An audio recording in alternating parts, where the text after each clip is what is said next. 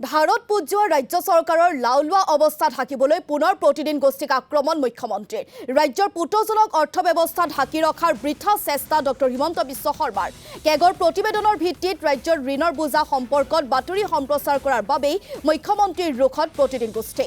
পূৰ্বৰ মুখ্যমন্ত্ৰী তৰুণ গগৈক ঋণ লোৱা সম্পৰ্কত সমালোচনা কৰা মুখ্যমন্ত্ৰীগৰাকীৰ ঋণৰ পক্ষত প্ৰতিদিনক আক্ৰমণ কৰি দুৰ্বলতা ঢকাৰ চেষ্টা প্ৰতিদিন টাইমৰ মুখ্য সম্পাদক নিতুমণি শইকীয়াকো ৰাজহুৱা স্থানত লঘু কৰা চেষ্টা জনমৰি ৪০,০০০ৰো অধিক ঋণৰ বোজা থকা অসমত হিতাধিকাৰী আঁচনিৰে পুনৰ ক্ষমতা দখলৰ অংকতহে ব্যস্ত ডক্টৰ হিমন্ত বিশ্ব শৰ্মা চৰকাৰৰ লাওলোৱা অৱস্থাৰ প্ৰকৃত ছবিখন অসমৰ ৰাইজৰ সন্মুখত উদঙাই দিয়াৰ বাবে মুখ্যমন্ত্ৰী খৰ্গহস্ত হৈছে পুনৰ প্ৰতিদিন গোষ্ঠীৰ বিৰুদ্ধে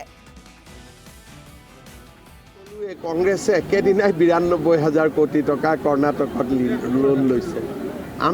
আমিতো অকণমান লোন লওঁ যিটো আমাৰ উইদিন দ্য লিমিট এইবিলাক কি কৈ থাকে মই নিজেও বুজি নাপাওঁ যদি আমি কিবা বেয়া কাম কৰিলোহেঁতেন ৰিজাৰ্ভ বেংকে আমাক চাৰ্টিফিকেট দিলেহেঁতেন নেকি আমাক প্ৰতিদিনৰ চাৰ্টিফিকেট লাগে নে ৰিজাৰ্ভ বেংকৰ চাৰ্টিফিকেট লাগে এইটো আপোনালোকে এটা সাধাৰণ কুইজ কৰি দিয়কচোন ৰিজাৰ্ভ বেংকে কৈছে যে অসম বিত্তীয় শৃংখলতা আৰু বিকাশত ভাৰতৰ ভিতৰতে ১ নম্বৰ প্ৰতিদিনে কি কৈছে যে আমি ভাৰতৰ ভিতৰতে লাষ্ট নম্বৰ এটা আপোনালোকে চিন্তা কৰক যে আপোনালোকে প্ৰতিদিনক মানিবনে ৰিজাৰ্ভ বেংকক মানিব সেই বিচাৰ মই আপোনালোকৰ ওপৰতে এৰি দিলোঁ মইনো কি ক'ম আৰু মই ক'লে আকৌ ৰাতি নিতুমণি শইকীয়াই মোক গালি গালাজহে কৰিব অকলে উঠি চিঞৰি থাকে কেতিয়াবা বেয়াও লাগে চিঞৰি থাকোঁতে আকৌ গল তল বেয়া হৈ যায়